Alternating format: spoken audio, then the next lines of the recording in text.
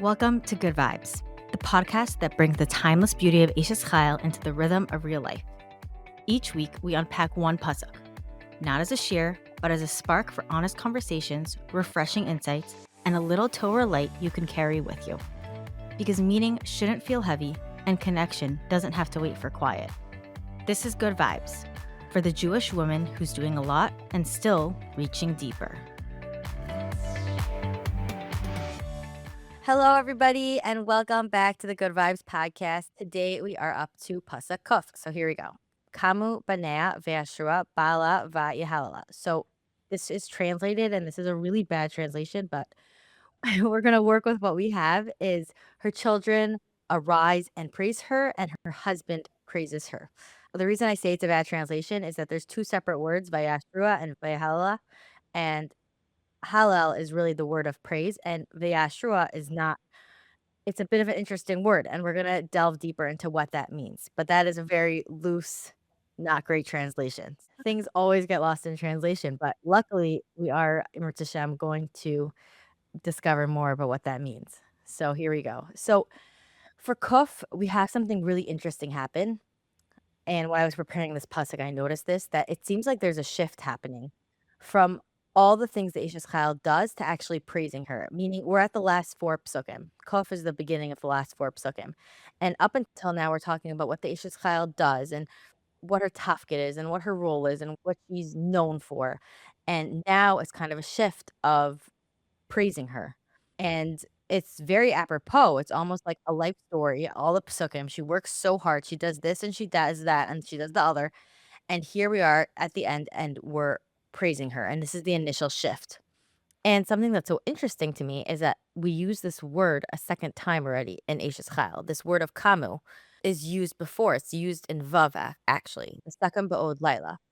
And in this pasuk, it's referring to the Eishes Chayil, making sure her children and her husband, her home, have a portion. The Mefarshim say that a portion means food, right? So the Vav, the second Ba'od Laila, like we discussed previously, is when the Eishes Chayil arises early in the morning and she is taking care of her family, of her husband, of her children, of whoever else is in her household, making sure they have food, which of course represents sustenance. And then here again, we have this word, this root of kamu, and now it's referring to her children. Then it was used about the Eishes Chayil awakening to feed her children, to sustain them, when she had early hard mornings, when she toiled, when she did so much for their benefit, for their good. And now it's that the children are awakening to praise her. The Metzudas Tzion actually says that Kamu in this pasuk, in our pasuk Kuf, Kamu is a lashon of his orurus, which is more than just like physically awakening, physically waking up in the morning, but it's almost like, like I'm thinking like a light bulb, like a realization, an awakening. So they are being misorer and almost awakening to praise their mother. Like when they were kids, it was day in, day out, the same thing. She worked so hard. They were younger. They didn't know. They were immature. They were giving their mother so many tsaros, let's say, about curfew or chutzpah. And now they're like almost like waking up and seeing the light. And now they're praising her. Now they are kamu. Now they are awakening to like, wow, look at this mother that we have. And now they are praising her. It was such an interesting connection to me that these two psukim both had this lashon. And, in the first pasuk, it's talking about the Eishes Chayil awakening so persistently to take care of her family and to take care of her children. And now, just a couple psukim later, we're talking about the awakening of her children and of her husband praising her. That's just a connection I noticed. But honestly, I have so many more questions on this pasuk. Like, why does it say first the kids, then the husband?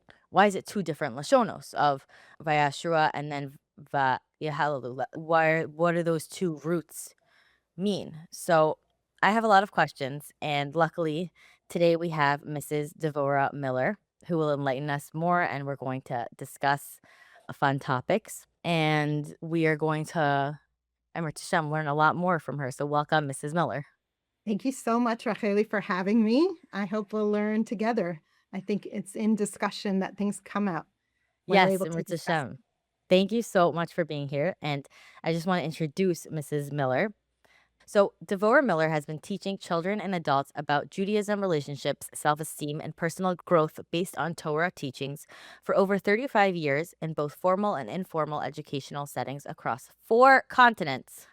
Devorah has held administrative positions in both camp and school settings and at present serves as a principal of Kadima High School, a division of Epstein Hebrew Academy, which is the longest running Jewish day school in St. Louis, Missouri. Mrs. Miller's passion lies in mentoring educators. As she puts it, I love guiding, encouraging, and empowering teachers to become principals of their own classes. That's so beautiful. Her leadership style reflects her deep belief in supporting teachers as a foundation of successful student outcome. In addition to her work in education, Mrs. Miller has held community leadership roles such as Director's Assistant of Jewish Experience for Teens in the UK, Alumni Coordinator of New England NCSY, and Rebbitzin of Or Sameach Shul in Cape Town, South Africa. Devorah is the author of Up to God, Down to Earth Thoughts and Elevated Living, published in 2021 by Mosaica Press. Devorah and her husband, Rabbi Shmuel Miller, are the blessed parents of 8 kids and B'chasdei Hashem, many precious grandkids. Thank you so much for coming on, and I'm really excited to hash this out with you. Thank you so much for having me. I'm so excited to be here. Amazing. Okay. Yeah, so maybe you could let's just start hearing from you. I want to hear from you what you think about this pasuk, but some things I mentioned. Let's hear from Okay. you. Okay. So let's dive in. I wrote some notes and I'll start to share what I wrote. So the first thing I wanted to say is let's keep in mind that there are always so many layers, right? Shivim Panim Torah, there are layers and layers, and specifically here with Eshes Chayil, which I must say I am not an expert, and I love that you asked me to do this because it made me dive in a little bit more to this pasuk specifically, which I hadn't necessarily thought as much about, and I have never taught. So thank you.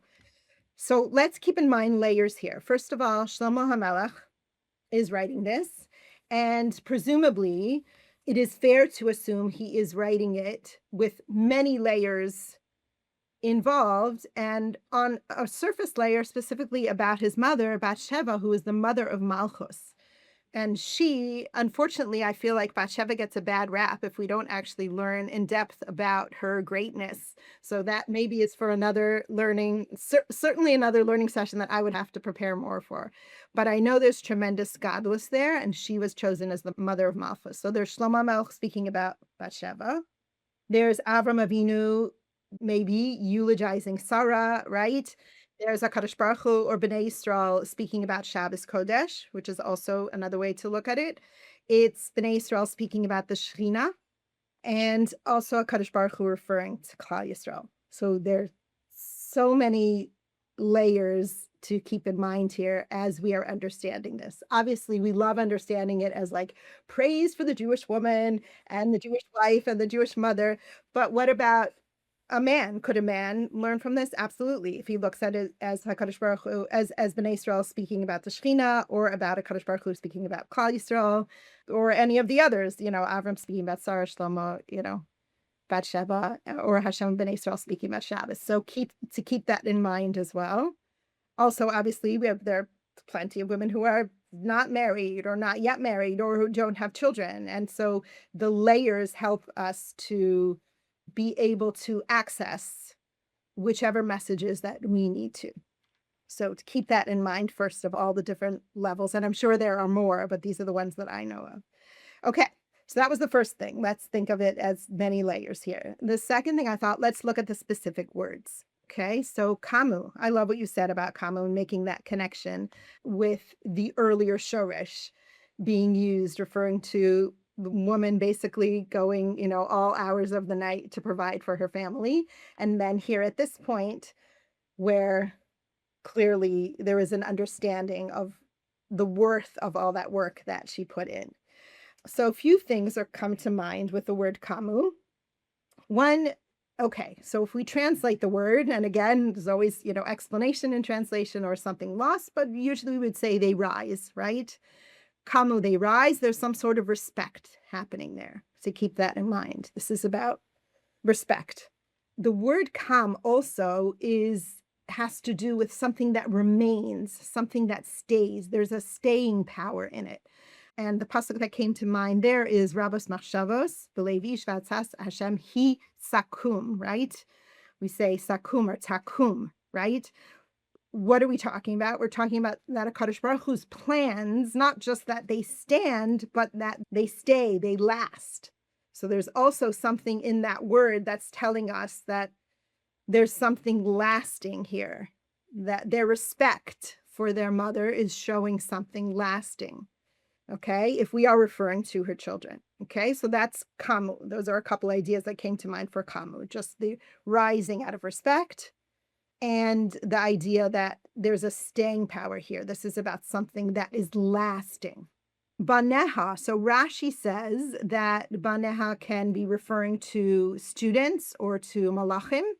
And again, depending on the layers of understanding, that's helpful to us. Malbim says that it's masim tovim. What is it that is getting up for her? It's her masim tovim, which also we understand that there are many references to our children being our masim tovim. If we're looking at this as also malachim, there's a crossover there as well. There's an idea, right? When we do masim tovim, we're also creating malachim in a sense. So they're the ones who are standing for us. They're saying, look at all these amazing things that this person has done in their life or this woman has done in her life. Okay, so that's kamu, and we have baneha, a couple of different inyanim there. And now vayashua, such an interesting word, right? So yes, like what is that translation? When I was a young child, my father used to say the Eshes Chayil in English, actually. When I was very young, my father was a regional director of NCSY, and we often had teenagers at our Shabbos table who didn't know Hebrew. So I never asked my father directly, but I think that's why he had decided to do that. My earliest memories were like, the funny English Eshes Chayil, which I pretty much remember, but obviously he chose a particular translation. The way he would translate this verse was, her children rise up and call her happy. Her husband also praises her, saying. So I think because I have that in my brain, automatically Vayashrua, even though I know many translations are rise up and bless her, rise up and praise her, right? In my head, it automatically goes to something to do with happiness. So it's interesting. The translation that my father used was, her children rise up and call her happy. And of course, then all at the table, we were little and we stand next to my mother and be like, happy. But that makes sense, actually. I was looking through Baruch Hashem for Rebbetzin Tzipora Heller, now Gottlieb, more precious than pearls. And she speaks about Osher, the root of this word specifically meaning a spiritual joy. Obviously, we have so many different words for joy, right? But specifically this kind of happiness being this spiritual joy, which when I say spiritual, to me, that means really everlasting, ever growing, never ending. Rebbetzin Heller also mentions Michtav Me'Eliyahu, says this word, the root of this word, Osher, also ties into envisioning and certifying, which is interesting because in Hebrew, right, like a certification of something is Osher, right, exactly. So interesting. So there's this word is definitely packed. Happiness, right. There's this spiritual joy. There's this envisioning element, and there's certification. It's like this makes something real. So speaking about the envisioning idea, Rebbetzin Heller talks about the idea of emunah, tying this into the woman's emunah, because what is emunah? Like, how does it actually play out? Or how do I hold on to a concept of emunah? What I'm really doing is I'm envisioning something that is greater than what I'm actually doing. In other words, right now, I'm cooking supper for my children, or, well, not me personally, because I don't have any more children living at home. Although my youngest is coming home tonight from seminary. Oh, so fun. But I'm not just doing that. I am keeping in mind that this is a part of a bigger picture, right? And specifically relating to my children and specifically relating to chinuch with my children, I would say I have to have tremendous emunah. And I need to be the one who continuously believes that my child is going to be okay, even though at this moment I think, what is going to happen with this child? But I hold on to that vision of something greater. That's my emunah. So there's something in this wording that's saying, if we're talking about the children as banaha, that the children are recognizing, Ma, we get it. All along, you envisioned that we would be more. And look, we are. Oh my gosh, I just got chills. It ties in so beautifully that it says this word of Kamu twice, that she was envisioning it then, and now we see the fruits almost. I wasn't even thinking about that. That was your right connection to that. Right. Rav Hirsch actually on Tehillim says the first word in Tehillim is Ashrei, right? Ashrei Ha'ish. And Rav Hirsch also comments on that word, which is the same root, that Osher is the highest, most holy version of happiness. And tying that in with the envisioning is, how could we be in the holiest version of simcha, of happiness, without envisioning and without our continued growth? And he says that Ashrei is a lashon of happiness through connection to Hashem, through our growth and our connection. So of course that's envisioning. Of course that's emunah. Of course that it all goes hand in hand. It's the highest form of being happy, which is, I'm envisioning better. I'm envisioning bigger, and I trust and I believe that's the direction that we're going in, and Hashem is going to help us get there. And I want to say a piece to add to, because we're human. So we're definitely, well, I'll speak for myself. I definitely was not always in a place of being able to envision that specific ones of my children would ever grow beyond the crazy difficulties that they were dealing with, or that I was dealing with them. And I think to keep in mind that emunah is so much about envisioning. So even if I'm in those moments where I'm like, oy vey, what is going to be with this child? In those moments, what I can remind myself is to say, I can be, even if I'm not feeling it at this moment, but I can be the source of that envisioning. And then my tefillah to HaKadosh Baruch Hu is literally, help me to know that this child will grow beyond this and will become somebody greater, that we're not just stuck in this moment forever. Help me. And when I'm in those places, which we definitely always are, with ourselves personally, with our children, with our spouses, with other, the problems are really people. The world would be so, we would all be so much greater if we didn't have to deal with people. If we didn't have to raise children. If we could just sit on a mountaintop and meditate, I always say. But it's messy and it's hard and it's a struggle. And I think knowing what it is that we should be asking for, at least in those moments where we might be feeling like we're on the verge of total despair, is to say, I actually can tap into the higher version of myself, which is the one who can envision, this will be greater, this child will be greater, this situation will pass, whatever it is, but to envision something and carry the tambourines with us so that we'll be able to celebrate when it moves to, when they and we move to a place of redemption, of geula. So it's interesting you mentioned Rav Hirsch, because what I also did today was I called a dear friend, beautiful Rebbitzin, Hani Winter. She is Rebbitzin in Chesterfield, Missouri here. And I asked her, I don't know why it didn't dawn on me earlier, but Rebbitzin Hani actually taught Mishlei this year to our high school girls. So I was like, let me pick your brain. Tell me about this pasuk specifically. And she told me many beautiful things. So if it doesn't come out properly, it's on me and not her. Rebbitzin Hani mentioned something that Rav Hirsch says specifically on this pasuk. So Rav Hirsch is bemoaning the fact that in his time, children seem to disrespect their parents in their old age. Unfortunately, we don't have to imagine what it was like in the time of Rav Hirsch. We see literally outright disrespect from children to parents. And what he says is so interesting. He says that this pasuk is actually an instruction to the children to rise up and bring that nachas to their mother, and an instruction to the mother to teach her children how to do this. And that if she does teach them how to do this, then they will do it. They will come to do this.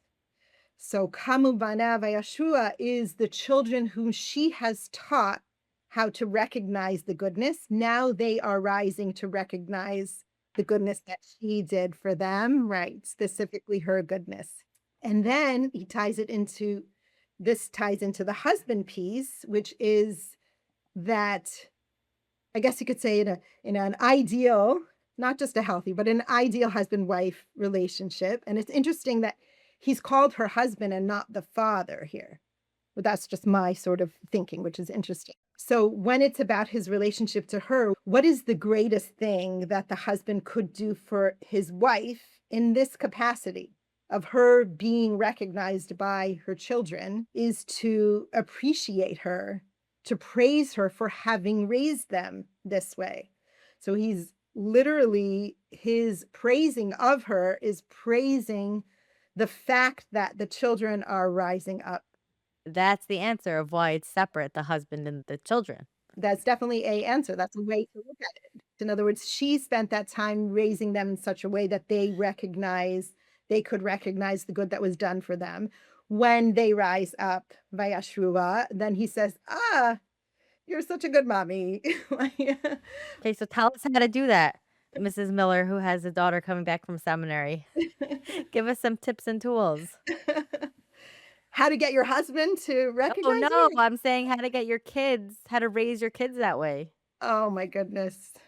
Lots of tefillah and lots of instruction over and over again. And as When you much say as you think, instruction is getting like hadracha. literally telling your children, you are literally need to tell your children what to do when they are young. Look, mommy just gave you supper. What do you say? Thank you. Beautiful. Yes, thank you. We're instructing them what to say and what to do. And obviously, as they get older, it's less and less specific instruction. I've said this many times before. My husband, I don't know where he got this from, so I don't know if it's his, but I'll give him the credit. He said, basically, when you are raising young children and then they're becoming teenagers, you have to shift from management to sales. So when your children are young, you are That's literally great. managing them, right? And as they grow, you become an expert salesperson. That doesn't mean that you're not still giving some instruction, but obviously little by little it's shifting. And then That's you funny. I have to say, with grown children who are, living their own lives, it's not even sales anymore. You're literally being the Shekhinah. You're just You're just embracing there. them, loving What them. is everybody? I think it's Rabbi Miller says parents of married kids, closed mouth, open wallet, or something. Something like Sorry, there's not much in the open wallet, but you can that. come to the fridge. Exactly. Yes. So I love this. I love that take on that. And if you also think of the Bala which Rav Hirsch does, Bala as a Kadosh Baruch Hu, that's an amazing thing too. That's literally HaKadosh Baruch Hu is praising us. And if you look at the children as the deeds, HaKadosh Baruch Hu is praising us for our deeds, because ultimately that's all that we can really control in this life, is really what we do. So we have HaKadosh Baruch Hu praising our vision and our efforts and our capacity to create a life of purpose in alignment with the Shekhinah. Because if we also think of this Eishes Chayil, the whole Eishes Chayil also being about Klal Yisrael speaking to the Shekhinah, that's also tied into why we sing Eishes Chayil on Shabbos, because Shabbos represents that aspect of Shekhinah. Okay, so as you're talking, I'm thinking, I love that. That's what I want. I want people to think while I speak. Okay, maybe you can enlighten us or share, after 120, we stand before Hashem and as individuals.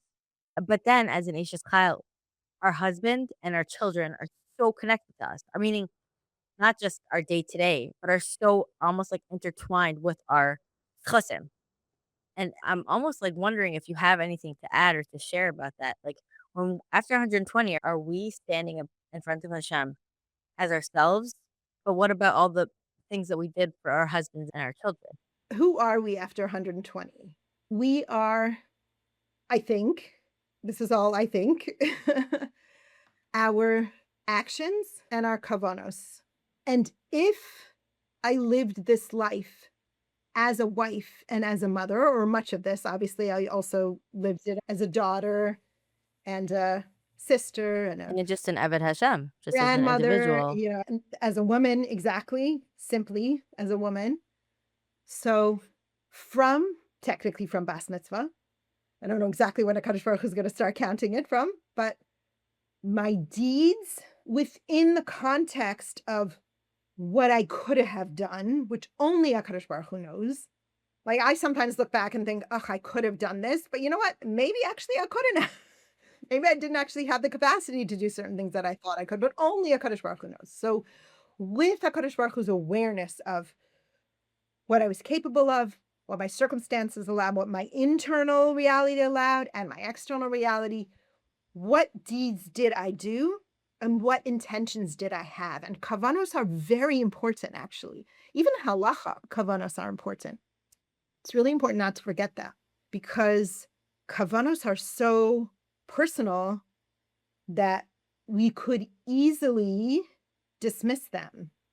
But our kavanos actually build us, build our capacity for connection to our own neshamas and to each other and to HaKadosh Baruch Hu. So I think what stands is our actions and our kavanos. And since so much of our life may have been as a wife and as a mother, so much of what I did from day to day, what I prioritized was for my wife and children, for my husband and children. So like I don't need my husband to stand next to me to say, oh, like she was good. You know? Right, because your Because actions and your kavanos themselves will show that.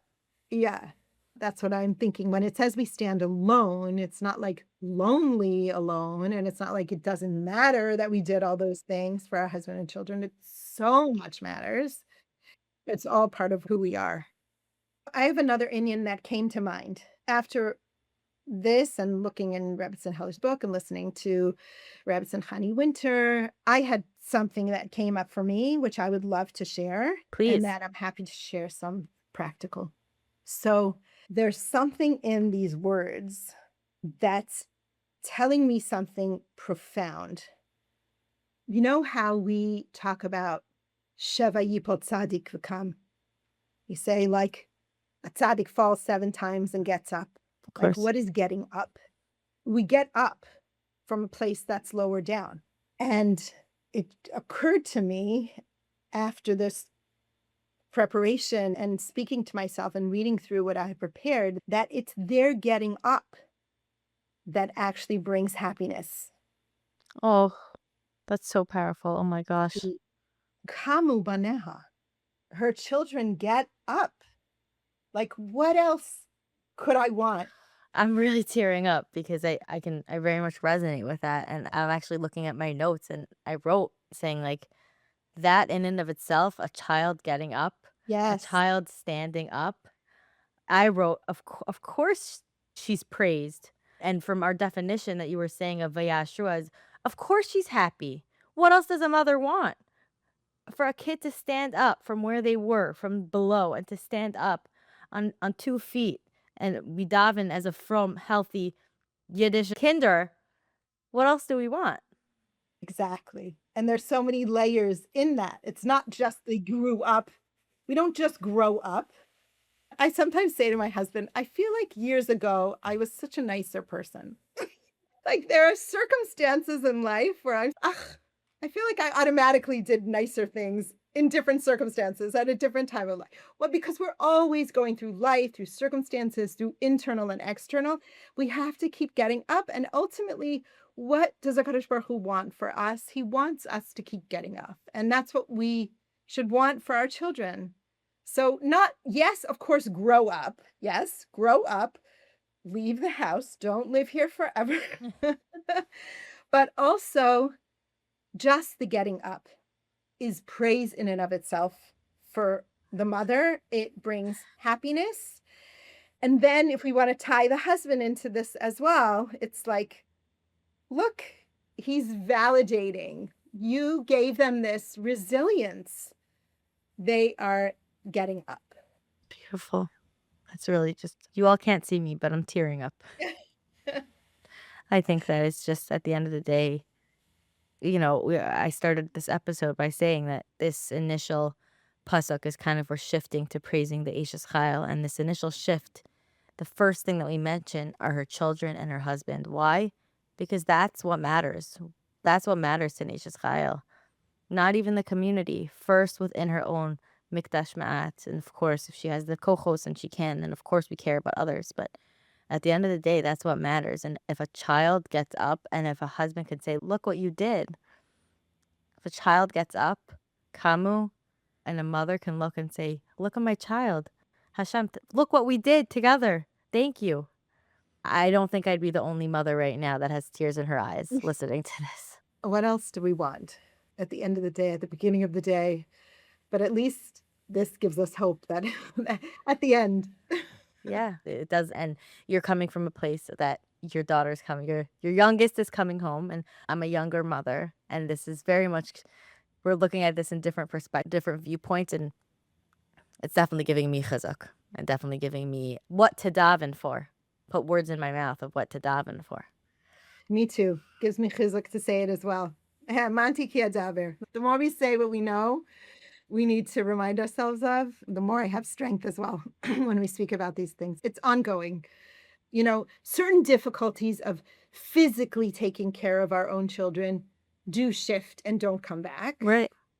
But the being there for our children is always there. And I'll tell you, for me personally, I took on a position this year while I am really not available. I have 2 married children who live here in St. Louis with grandchildren, and I'm not as available as I would like to be. And I actually dafka shifted my hours coming into next year because I want to know that I have a night in the week where I could do dinner, I could be available. So beautiful. So The kind of you. that people think, okay, your children aren't in the house anymore, you can go out, work full time. And it's like, yes, but also no. And even if my children weren't living here, it's that the space for processing internally, because being a mother and being a wife and being a daughter and being a grandmother and being an Eved Hashem, is so important. Wow, I'm blown away from everything you taught us, especially this last point. That's going to stay with me. I think a practical piece, first of all, I want to say, mothers raising young children today, it's so hard. Thank you. In ways that I really believe it was not as hard. I did crazy stuff that I look back and I think, oh my goodness, how did I even survive that? Yes, but at the same time, there were so many less distractions. There was no internet. We didn't have cell phones. There's no Amazon and new stuff constantly. There's exactly just the distractions. This really it invites us to be disconnected from ourselves, from each other. It's more than invites us. It entices, it pressures us, actually. I don't know, really. I don't know how I would do today raising young children. It is so difficult. It's really important to make sure that you are connected with voices, things that you see and who you hear and who you connect with that not just validate your struggle. Yes, validate your struggle, but also help you stay grounded in what matters for this tkufa of your life. each tekufa is a little bit different, but for what you need right now, I feel like I really need to say that. Like the underlying What do you mean? Like the underlying like voices that we hear and the directions and the things that seep into our lives? Is that what you're referring to? we have to be so careful So about intentional about what it is that we're see connected and what to. you hear and what is your schedule of the day and what are we allowing ourselves to be distracted by? Mm-hmm. I think it's an amazing practical tip. Thank you. Would you like to add anything else before we wrap up? It is from the home that the continuity of Yiddishkeit exists. Beautiful. It's not out there. It's literally in the home. It's in our interaction with ourselves, with our children, with our husband. For people who are not yet married, it's with the people closest to you. It's making time for those valuable connections and making decisions that are based on alignment with HaKadosh Baruch Hu, connection to HaKadosh Baruch Hu. And what better pasuk to give us a pat on the back and give us encouragement for the continuity and the Masorah of Yiddishkeit? Beautiful. And kol hakavod to you, Rachelli. This is quite an undertaking, especially with, I'm sure, all the busyness you have in your life. Thank you. Baruch To Hashem, do it's a big this schus. and to really be able to inspire people all over. Amen, amen, amen. Thank you. And thank you again, Devorah Miller, for coming on to our podcast. Devorah is available for speaking engagements, live and virtual, interviews and podcasts, parenting workshops, and educational mentorship. She and her husband together are available for marriage workshops as scholars in residence for organizational events. Devorah can be reached by email dbm613@gmail.com. Devorah also has a book, Up to God, which is a beautiful book. And Devorah, where can we purchase it? You can go on Amazon. You can go on Look Amazon. Up to God. I imagine also in Svarim stores. Yes. How does I've seen it in Svarim stores. Yes. Every once in a while, my kids will be somewhere random. They'll be like, "Oh, look, Ma." Thank you again, Devorah, for joining us, and thank you for sharing all. So much a pleasure. Thank you. I'm really honored, and I feel really good to have met you. And I would love to schmooze and to make another time if it comes up and it makes sense to do so. That would be amazing. I would love that. I'll Thank you, go. everyone, for joining us. Please reach out and email us with any questions or thoughts. We would love to hear from you.